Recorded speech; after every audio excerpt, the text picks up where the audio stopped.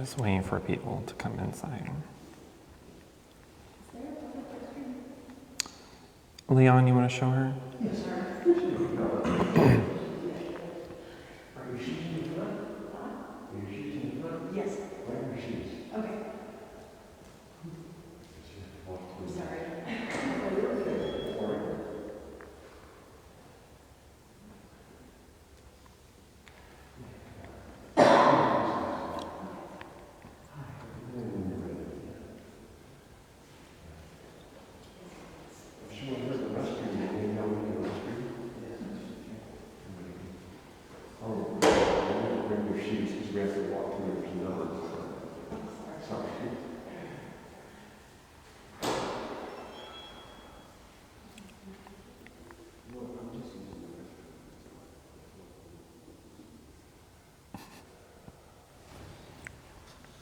Could have waited on the stream, I suppose.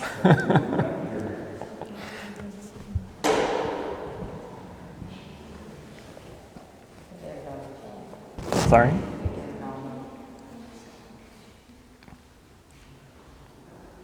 Please sit down anywhere you'd like.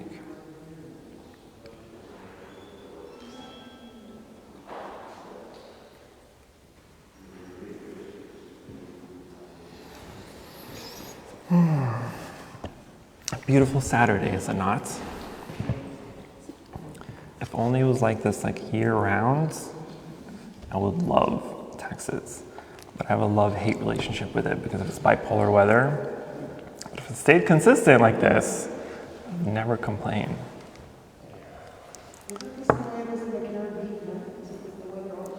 I have no idea. I've never been, so.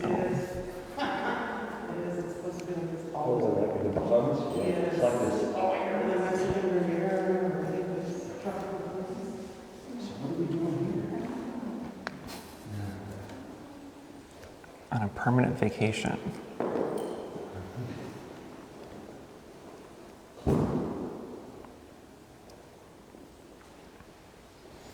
Okay, well, I'm going to go ahead and get started then.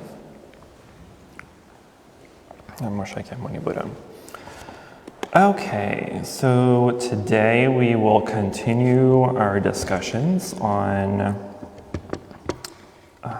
maintaining our object of meditation during meditation and discuss some other obstacles that may hinder our practice other than the 5 hindrances.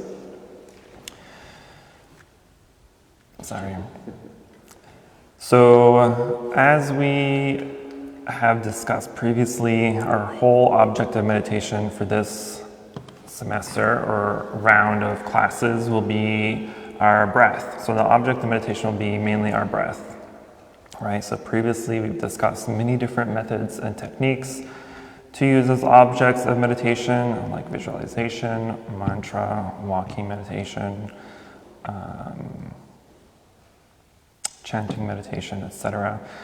But we will mainly focus now just on the breath, since it is something that we can do anytime, anywhere, because it's always with you, right? If you stop breathing, then you stop living, then you can no longer meditate. So breathing is a good thing. It's something you can take anywhere, everywhere with you, right? So it's a good object of meditation to have and to maintain and to hold. So last class we discussed briefly something called access concentration. Access concentration is essentially the goal of our practice here. It is, as it says, a state of mind that gives you access into higher levels or stages of meditation or consciousness, higher levels of consciousness. But in order to get to access concentration, right, we have to be able to be in a state of mind where our meditation, object of meditation is held consistently and continuously throughout the practice or throughout our session. This is not an easy task, but it's not an impossible task, right? This is a practice, so it takes practice to perfect, right? So in access concentration, or if we're just generally practicing, if we're just regularly meditating, right, or we're meditating correctly. Our object of meditation is always in the foreground, right, or should be in the foreground. It's your main object of awareness, right? It's your breath. You're paying attention to the breathing, right? Whether it's the sensation of the breath or the air, right, at the tip of your nose, or right at this area, right, where you're feeling the air as you inhale and exhale, right? You're being aware of the air, right? Is it coarse? Is it smooth? Is it soft? Is it warm? Is it cold? Right? You're just paying attention to the awareness there. Then, when that is in the foreground, right, we have our wispy distractions, right? All the distractions kind of in the background, right? They're wimpy, they're wispy, they come and go. If we're correctly meditating and paying attention or being aware, we'll recognize those distractions hopefully fairly quickly, right? Maybe immediate, maybe it takes you a few seconds, maybe it takes you a few minutes. But that's where the wandering happens, right? It's in the background. Sometimes there's a stage of forgetting, right? Forgetting is completely forgetting about your object of meditation, and the distractions takes complete hold of you. So now the distraction and the object of meditation switch places. Now the distraction's in the foreground and the object of meditation is in the background, right? Maybe you're still counting, right? If you're counting your breath or you're labeling in, out. Maybe you're still doing that, but you're also still distracted. So you're multitasking, right? You don't multitask in meditation, right? Access concentration is concentrating on one thing, right? One object. So if our mind wanders, our distractions switch places with our object of meditation, right? And because we're still counting or paying attention to the breath, right? It's in the background. But if we completely forget about it, that completely drops. And we're only with our distraction. So our distraction now is our object of meditation, which is not what we want, right? Now you're just daydreaming, right? You're defeating the purpose of meditation. But as soon as we have that awakening or aha moment, that brings us back to, hey, I lost my object of meditation. Now you just need to bring it back up and switch its places, right? So you're constantly in a cycle of shifting for the most part, right? Between your object of meditation and the distractions. It's constantly moving, right? It's a constant cycle. But after a while, right, because this is us trying to reprogram our mind. This is us trying to build new muscle memory, right? And so the quicker that we can observe and notice and see those distractions as they arise, the easier it'll be for us to hold that object of meditation completely, right? And after a while, even though the distractions are kind of in the background, they will start to move further and further away from you, right? Until eventually it'll drop, right? So once we get to the true mindset of access concentration, or even to the first level of jhana or dhyana, right? This is one of the higher levels of meditation. The distractions will be completely gone at that point. Or maybe not completely, like 100% gone, but mostly gone. Gone enough where it no longer causes the object of meditation to shift to the background, right? So if you notice throughout your meditation practice, as you practice throughout your cycle of meditating,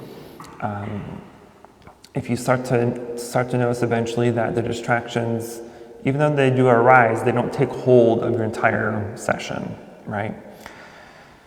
After a while, once you're able to notice that they're not taking hold completely, then you know you're succeeding. You know you're accomplishing what you're trying to do, right, in meditation. So hold concentration, hold your awareness on your object in meditation. And eventually, you'll be able to reach those higher levels of meditation.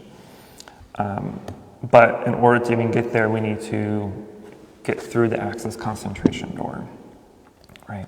So you need access and to get to the door, right? Literally, it's in the name.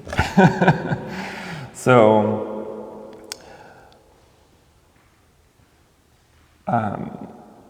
So we always need to hold our attention on that object, and to continue to do a couple of things during that process. One, as we've always discussed, is labeling, right? So as your distractions arise, as different feelings arise, sensations in the body, sounds, right? There's a worker working outside doing some maintenance for us. You may hear some drilling or cutting or hammering. I don't know what he's doing. But when and if we hear those sounds, we make those, we give those labels, right? Sound or hammer or saw, whatever the sound is, right? So the first thing that comes to mind is always the correct thing. Don't spend time trying to analyze what it is. Don't try to spend too much time giving it the perfect label. There's no such thing as a perfect label. Your first instinct of a label is the perfect label. So you give it that sound, distraction, annoyance, right? Whatever arises, whatever you feel is applicable for that distraction, you give it that label, right? And it could be anything. It doesn't have to be something external, but even something internally, right? The emotions that arise, pain in the body, right? We're sitting for a fairly decent amount of time, right? Usually a little bit over an hour. So eventually you'll start to ache, right? Which is one of the challenges of meditation is sitting pains, right? We're not typically used to sitting in meditation or sitting on the ground for the most part. So naturally there'll be pains and aches and legs and feet falling asleep, right? These are natural pains. And most of you have heard this from me, that I always joke around and say, just suck it up and live through the pain. Because again, you're reprogramming your mind, you're reconstructing how to do something, so you have to override those sensations and those habits of having to move all the time. Which this isn't to say to stick through it if it's completely intense pain, right? There's a point of where you really just can't stand it anymore, right? Like you have to do something about it. There's the little aches and pains where it's like, okay, this is uncomfortable, it's unpleasant, but it's not tolerable, right?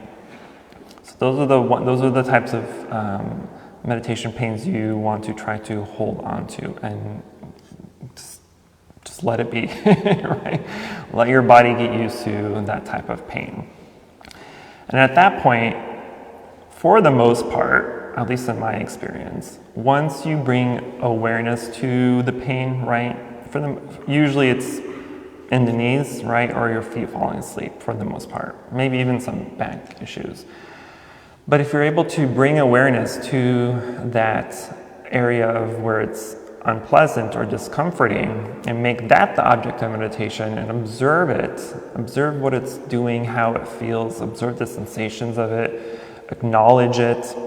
Usually once that occurrence happens, the pain will lessen or maybe even go away completely, right? And so when you make that the object of meditation and give it the attention, because it's, for the most part, it's your body saying, hey, pay attention to me, it hurts in my knee, right? That's what your mind's trying to tell you. Hey, pay attention to your knee, it hurts. Pay attention to your feet, it's falling asleep. Pay attention to your back, it's all crooked and lopsided or something, I don't know. So if you bring your mind's attention and awareness to that area where your mind is saying, hey, pay attention to, and you give it the attention at once, right? And I don't want to say talk to it, but give it some like positive enforcement, saying, yes, I acknowledge your pain, I acknowledge the pain is here, I acknowledge the pain is discomforting or unpleasant, and just let it be the object of meditation. And once it subsides enough or completely, then you can shift your attention back to the breath, right? And you do that throughout the session. And if the pain is totally intolerable, where you're like, I just cannot sit with this anymore, like you do have to shift, then that's okay too. But we need to also do that mindfully, right? You need to do that with intention. You don't just abruptly move and adjust yourself, or abruptly just sit back up when you notice you're slouching, right? Make the intention that you want to shift or move, right? So if you have to move, adjust your legs, make the intention, I'm adjusting my legs, or I need to shift my legs or move my legs, whatever it is, right? Make a mindful note of the adjustment that you plan to do. And then you do it mindfully, slowly, with intention. And once you're stable again, then you shift back to your breath, to your main object of meditation. And then the next thing we can do is something called checking in. Checking in is basically what we discussed, basically like a body scan, right? So a couple of classes ago, our topic was the body scan. To scan the body, you usually do this when you start your meditation, right? You are sitting, just to recap, body scanning.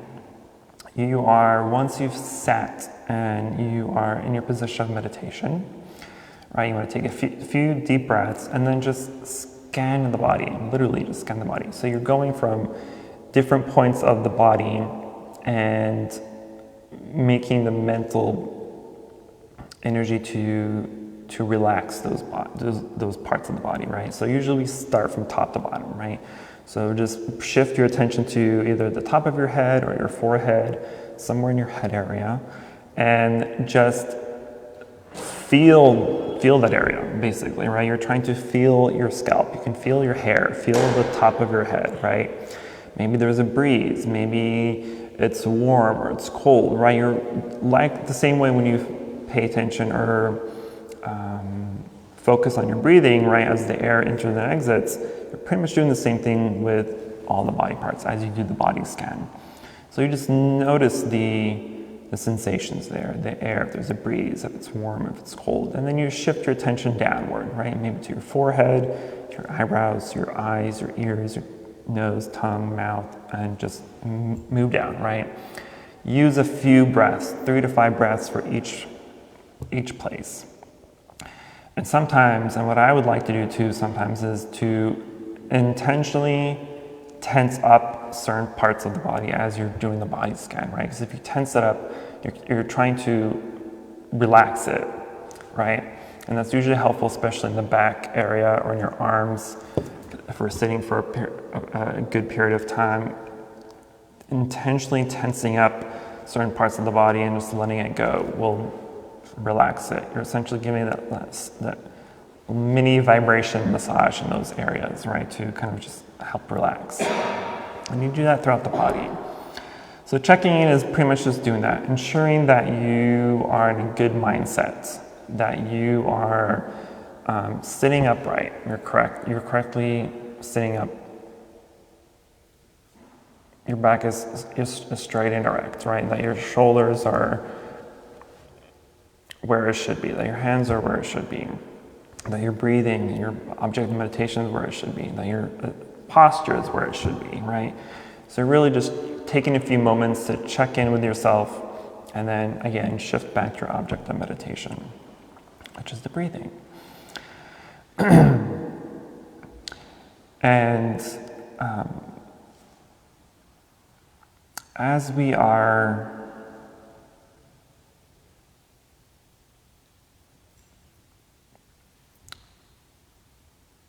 I'm at loss for words.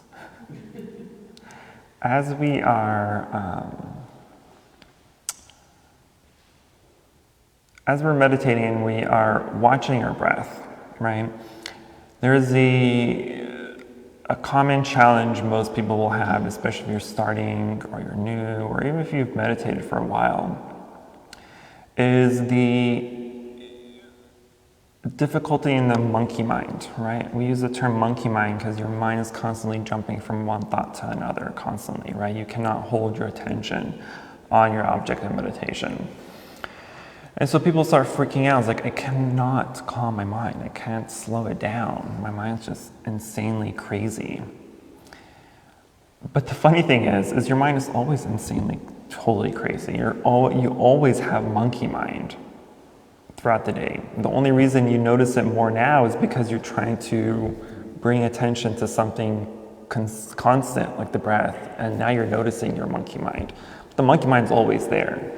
Now you're just pissed at it because you're like, hey, I'm trying to do something, and you're not cooperating.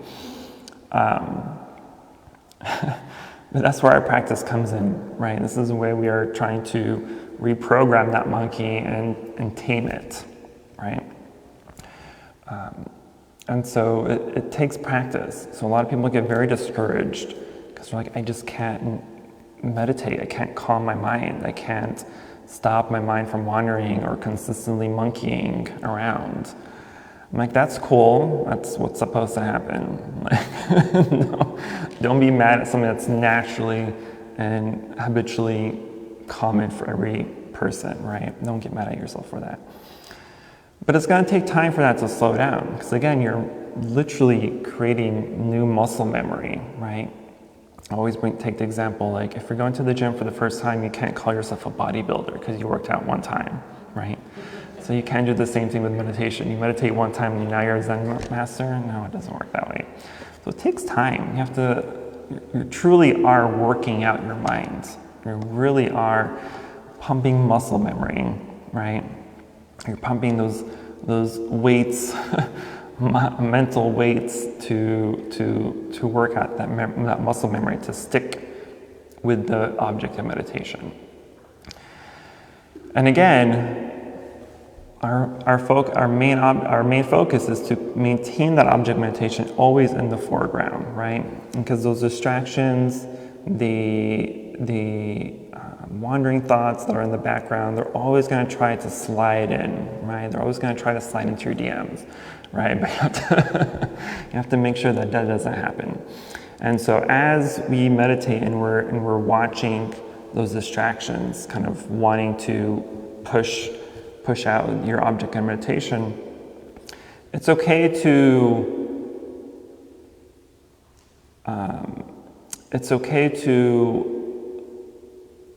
let it happen. Well, it's not okay to let it happen. It's okay to let it happen in the sense that if it does, that you are able to eventually notice it, right? You're able to, as long as you're able to eventually catch the distraction or the wandering thought, then you're doing exactly what you need to do in meditation, right? Some people are like, oh, I go for like half the session before I realize it. That's perfectly fine. Congratulations, you're succeeding in meditation, right? Because people always think that to meditate is to completely have an empty mind, and that's absolutely not the case. Eventually, that's what you need to be at if you want to be at that point. Eventually, that's perfectly fine. But for right now, if you are distracted and you catch yourself in a distraction, whether it takes you a few seconds or minutes or even half the session or the entire session, as long as you have caught the distraction, caught what has taken you away from object of meditation, then you've succeeded at meditation. Congratulations, that's what you are supposed to do, right? But as we practice, as we start to tame the monkey mind, as we start to be more diligent with our practice and practice more and really be able to hold our object of meditation for longer periods of time, those distractions, those wandering thoughts will naturally slow down, right? It may take some time, of course, but eventually they'll slow down to a point where they will no longer take hold. They will no longer be in the foreground. They'll be there trying to bump in, trying to push you out, right? Trying to push the object of meditation out of the foreground view. But eventually, even though that's happening, you don't allow it to, right? It kind of starts to give up. And once it gives up, it just kind of sits there. It becomes stagnant and it will naturally die off, right? So that's a nice goal that we need to have, is to just practice. Allow yourself to to discover your own mind, right? Because that's really the point of meditation, in Buddhist meditation at least, is to get to know your mind, to be friends with your mind, right?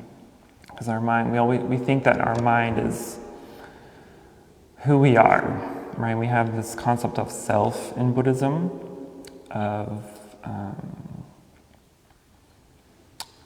that we believe our mind is who we are, that we are the masters of our mind.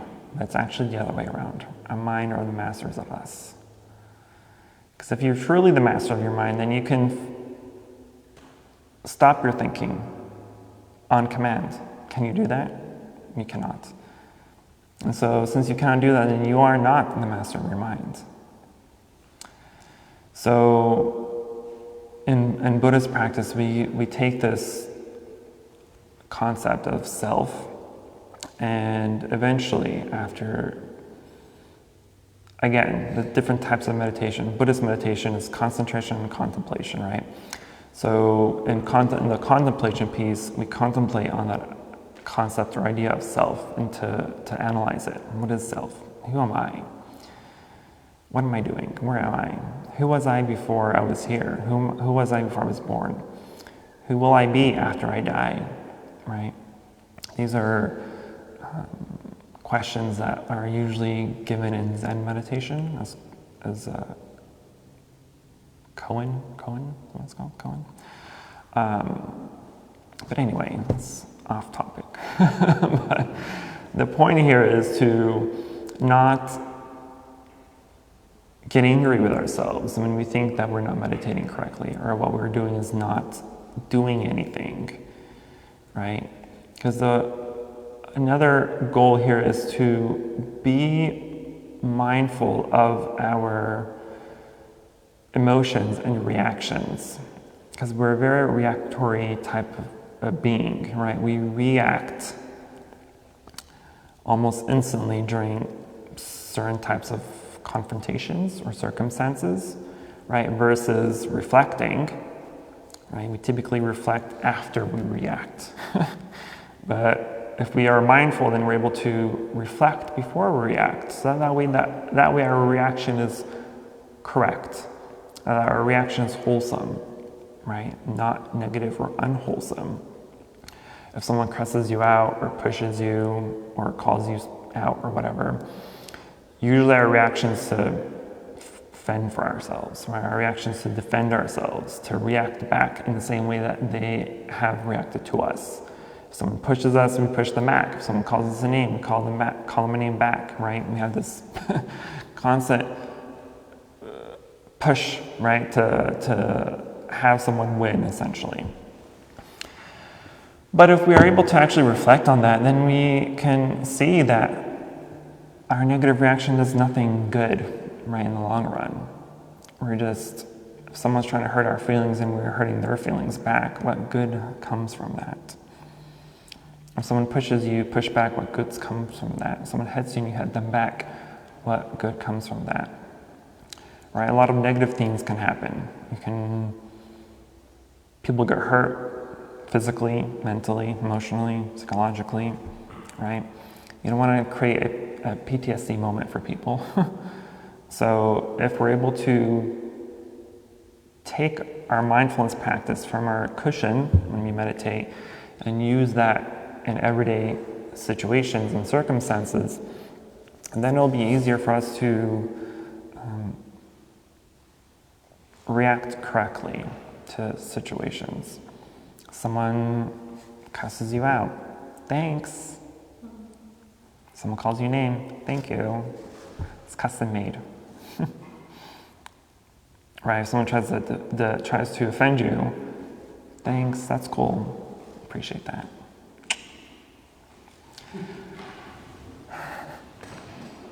That's another funny thing, is being offended. I find that a very humorous concept, is people being offended. Especially nowadays, people are so sensitive, it's on the verge of annoyance, but being offended, I think if you're able to continue your meditation practice and truly be mindful, then you will never fall to the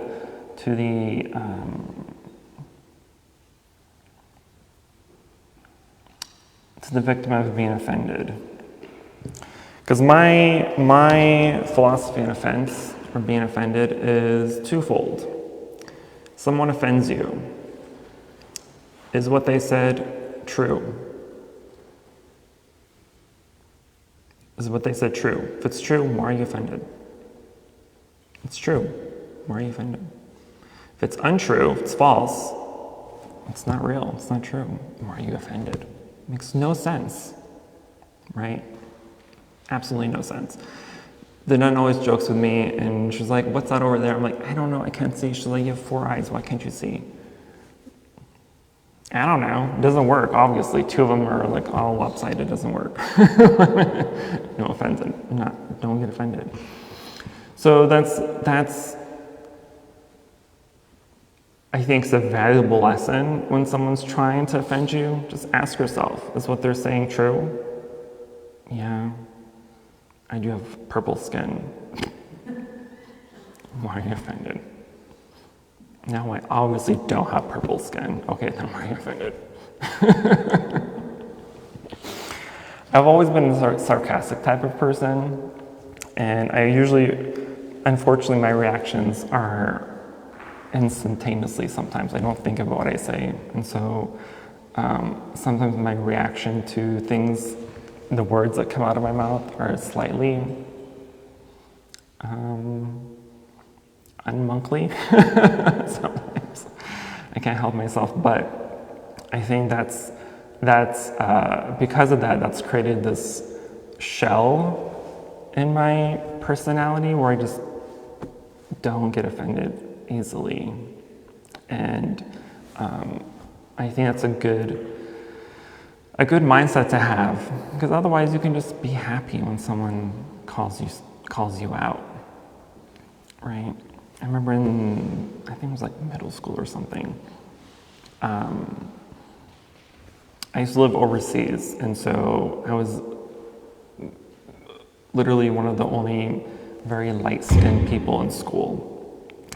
And because of that, because of my race, I suppose, everyone always called me out because I had a big nose. I'm like, well, yeah, I'm Middle Eastern, of course I have a big nose. But anyway, when people try to make fun of that, I'm like, thanks, it's custom made. Right? That was my reaction. That was my response. And then now, as I got older and I thought about it, I'm like, I already practiced that. Is that true? Is that not true? Since childhood, unknowingly. But it's true, right? If someone's making fun of my big nose, I'm like, that's obviously true. Why am I going to get butthurt about it? But anyway, I think that's a valuable lesson people should use in their everyday life. Is it true? Is it not true? And then another thing back to meditation, we're off topic. As we meditate and label our distractions, if after a while you are practicing steadily and you are a little bit more mastered in the practice as far as being able to catch and let go of distractions, then you can start to asking the question why when distractions arise. More specifically toward feelings that are pleasant or unpleasant. One of the good signs of your distraction, or one of the good signs that your meditation object or your meditation in a whole is out of sync, is if your distraction takes hold and you are noticing a shift or a change in your breathing, right? Since your breathing is your main object of meditation here, If one of your distractions is about a person that you just have aversion toward, or you dislike or even hate, right? They bring up really negative emotions and feelings whenever you think about this person. Then because now you're starting to become angry or frustrated, your body is gonna, your breathing is gonna change. It's gonna start getting heavier, or you may start holding your breath because you're just mentally tensing up because you're thinking of this person that brings aversion in your mind, right? And so if you are paying enough attention to your breathing when that's happening, and if you haven't caught that distraction, then maybe you'll catch the change in the breathing, right? Or the change in physical sensations. Because now your body's tensed up, maybe your body has moved or shifted, right? Your breathing's heavier, or you're holding your breath even, right? So that's another sign that your distraction has taken hold of your object of meditation, right? So if you're able to see that shift, and that doesn't commonly happen often, I would hope, for the most part, as people share with me their experiences, but eventually what we can do at that point is then ask ourselves why. Why is this person creating such strong feelings or emotions for me, to me, in me, right? Why am I feeling like this? And you want to ask yourself continually why, right? So you're really digging deeper and deeper into the situation. You're dissecting it. You're really analyzing the whole situation, figuring out the core reason of why you're feeling this way, or why this person or thing or place causes you such discomfort or unpleasantness, right? Because once you're able to get to the core of the reason of why, then it's easier to do something about it. You have something that's tangible that you can either eliminate from your life, you can either change or remove or whatever it may be, right? But you have something now that you can do something about or with. And then once you remove that, then that no longer becomes an obstacle in your meditation. It's one thing missing from the thousands of distractions you have while sitting, right?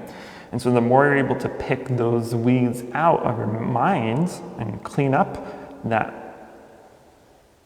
weedy mind that's just, overrun with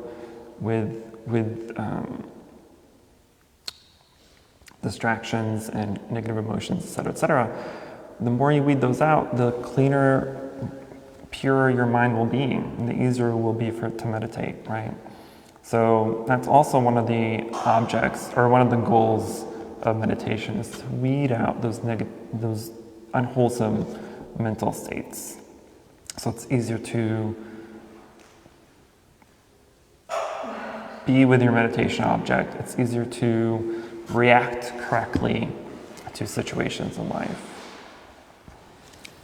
Okay, I'm gonna stop talking. So I've gone off topic at least 4 or 5 times. What questions do you have?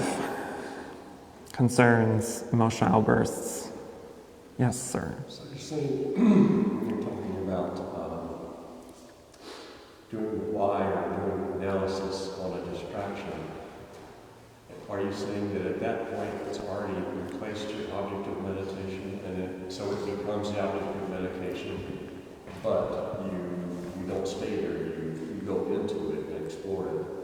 Then once it dissolves away, then you're back to your thing. Right. Because if at any point you've changed your object of meditation, if at any point that your object of meditation is no longer the breath, then if you are questioning a distraction, you're asking it why, or whatever you're doing, once it dissipates and goes away, then you shift back to your breath. So there's always a constant shift. So in other words, if I label it, and the next second it's still there, and it's still got a whole wig, that's when we would go beyond just labeling and expect it to go away, because it's something that's really needling it. Right. At that point, you can ask it why. Something that's consistent like that. Because it's your mind's way of saying, hey, this is a bigger issue than just it it coming up and as a distraction, right?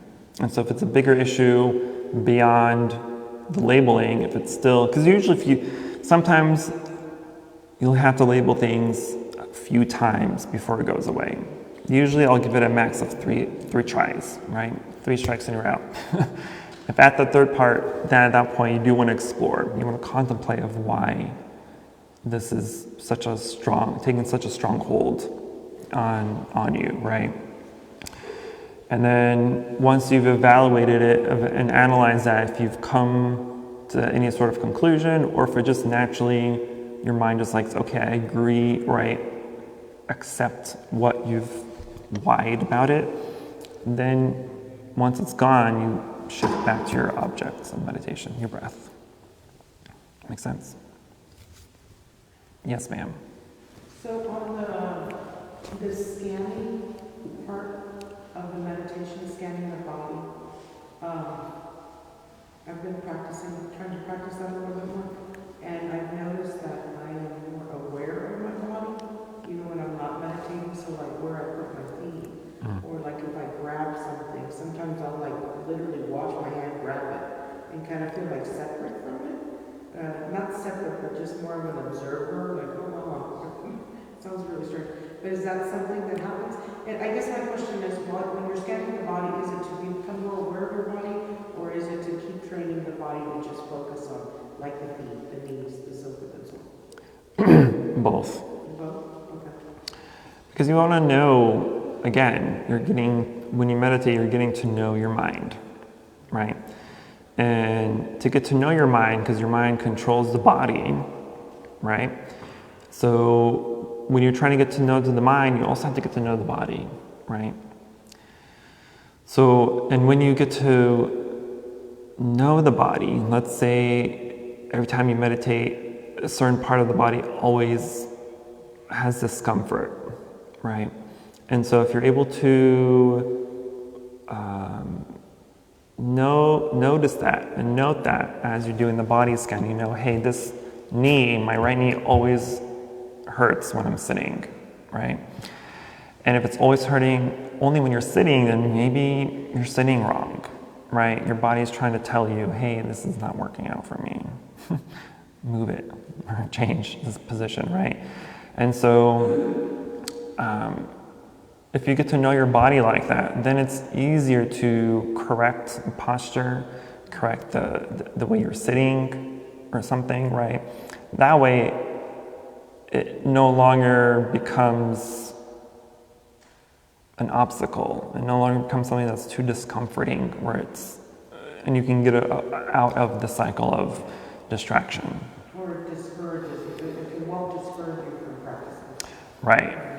Because another thing is that discourages people is when they sit, right? If they're sitting on a floor, for instance, and it's just too painful to sit, then like, meditation's not good. It's not right for me because I'm always in pain.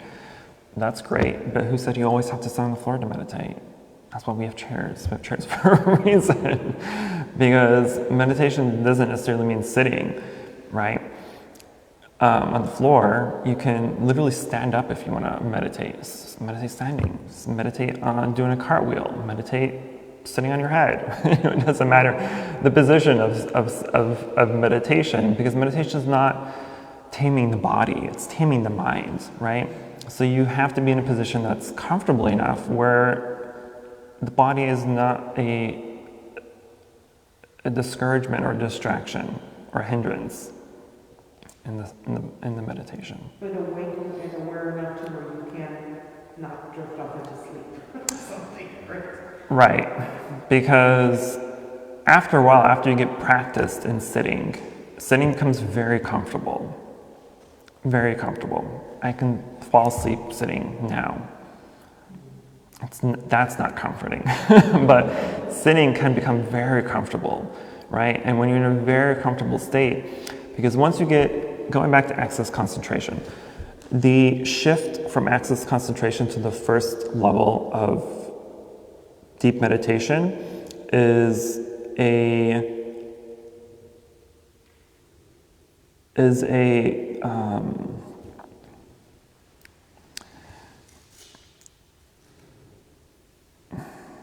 what's a good word? It's a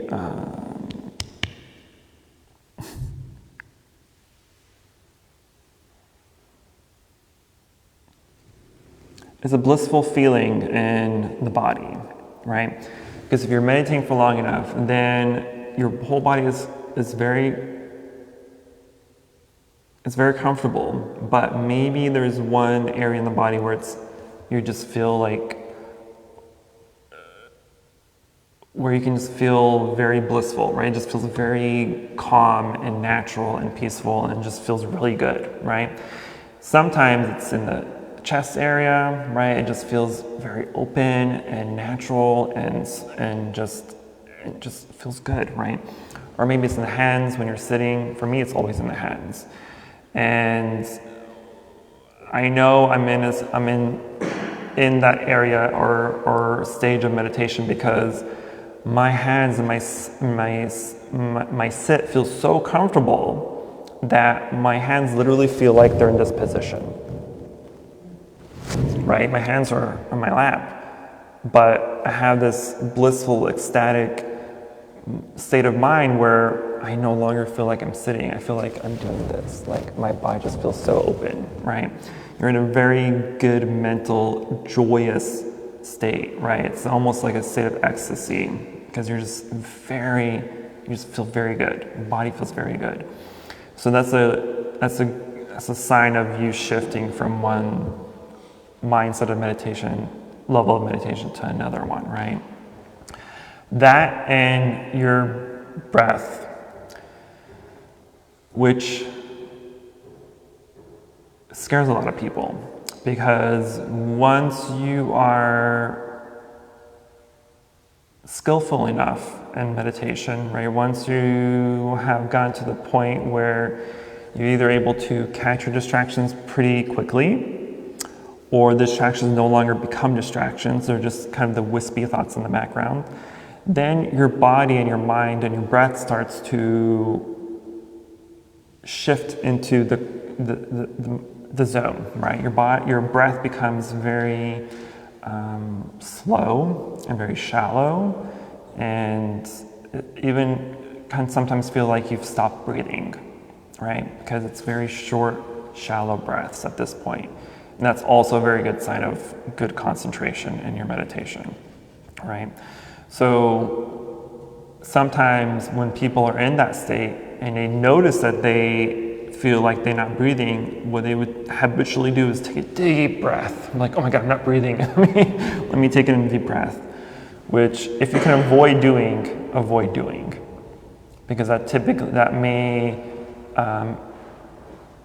would tend to actually break your concentration because you've moved your mind from concentrating or being aware to, oh my God, I'm not breathing. Let me take a deep breath, right? You've deliberately caused yourself a distraction. So if you have the awareness of, oh, I feel like I'm not breathing, try to just stay with it, right? Don't think that you're not breathing and take a deep breath. That reset. Yeah, right, kind of reset. right. That will reset. I once there's like comedy shows that do hypnosis, and they invite people up to the stage, and I was one of them, and there were several other people, and I felt myself going into hypnosis, but I panicked. I was like, oh my God, I'm getting hypnotized, and I pulled myself right back out. And it's kind of like that, like you can be going into the zone, and you kind of feel it, like it's a little scary, or it's a lot different, and you're like, oh my goodness, what am I experiencing? And it kind of breaks it because you pull yourself back up. Another thing is, I know every one of you have done this. When you're in a chair and you're leaning back, in that very moment where you're like about to fall out, but you jerk yourself back up, that feeling, that's another feeling that may happen during meditation. Yeah. So that happens, well, I guess it depends on how you sit for me. It depends on my posture when that happens. But that's another thing that may happen during meditation. Not because you're literally falling back, but your mind is so calm that once the other side of your mind finds out that, hey, you're way too calm, let me push you back up, let me jerk you back into reality, right? So that's another good sign, but also, again, just like the not breathing sensation, don't take a deep breath, don't reset that mind. Okay, any other questions?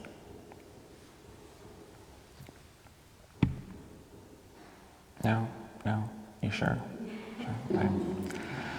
In that case, we will sit for our meditation, and then we will do the walking meditation afterward. So, stretch out if you need.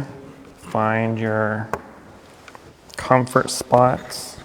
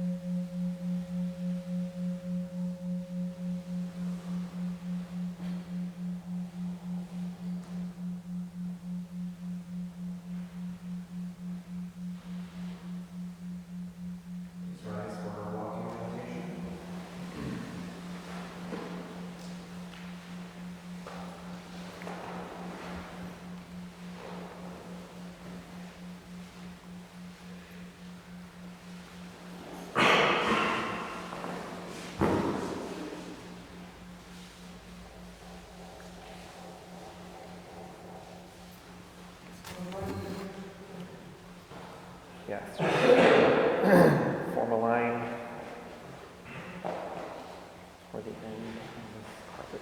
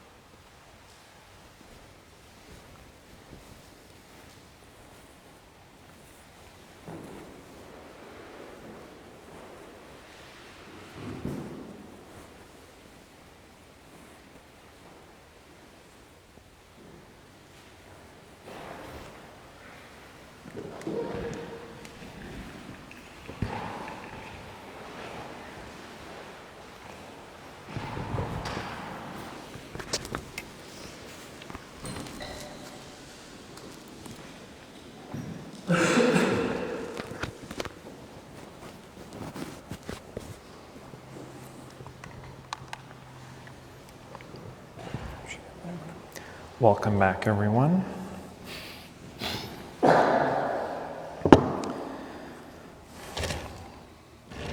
How's everyone's meditation today? Fruitful, adventurous, disbelieving, non-existent. Sorry? Relaxing. I hope it was.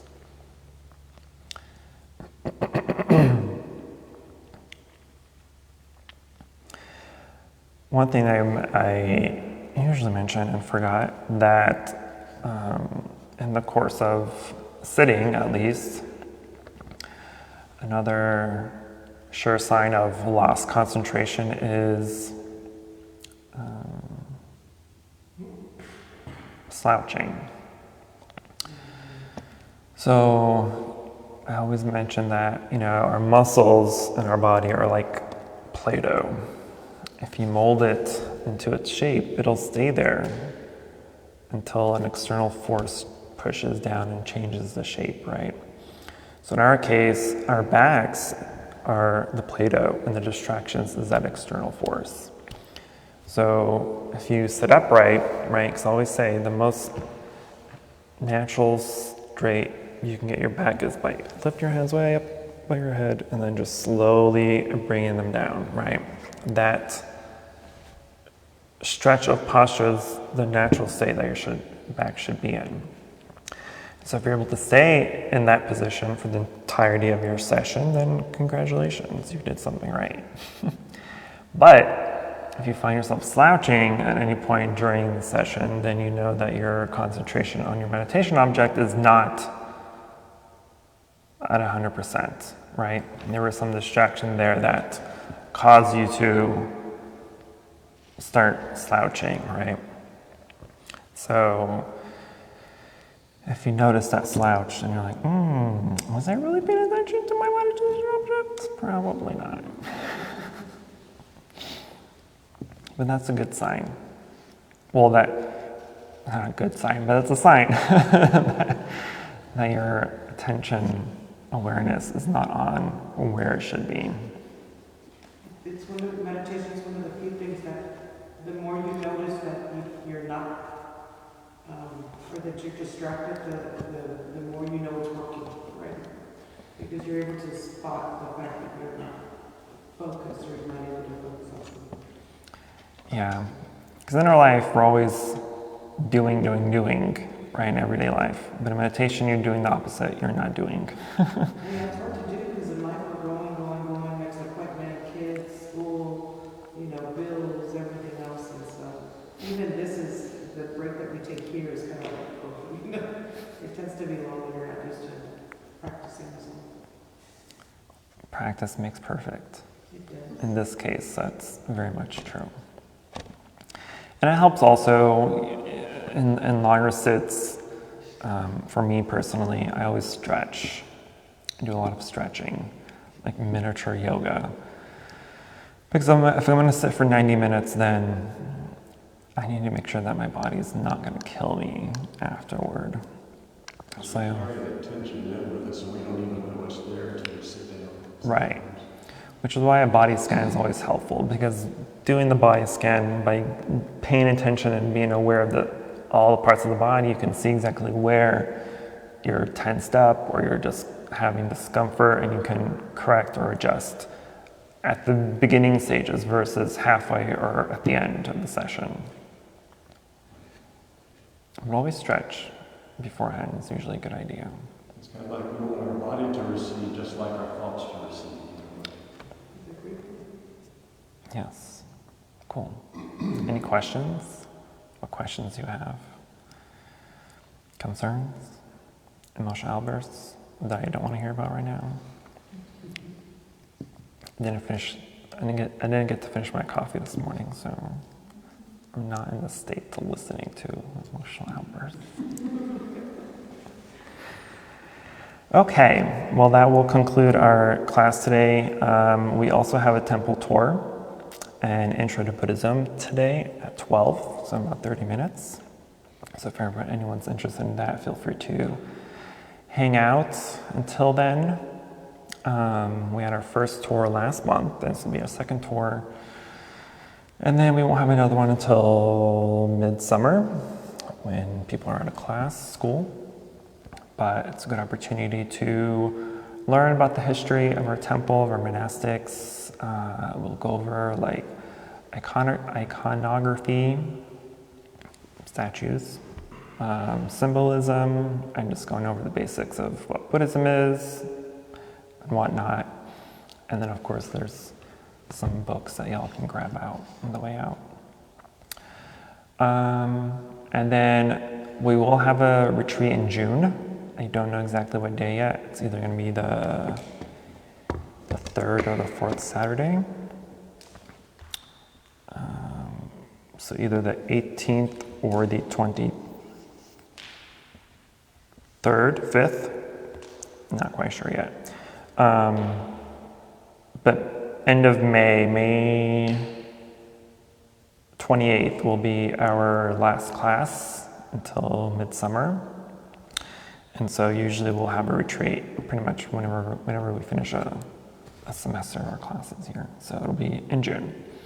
Hopefully by next class I'll have the date official. But right now we're trying to figure out the logistics. So, alrighty. Well, thank you everyone. I'll see you next time. Namo Shakyamuni Buddha.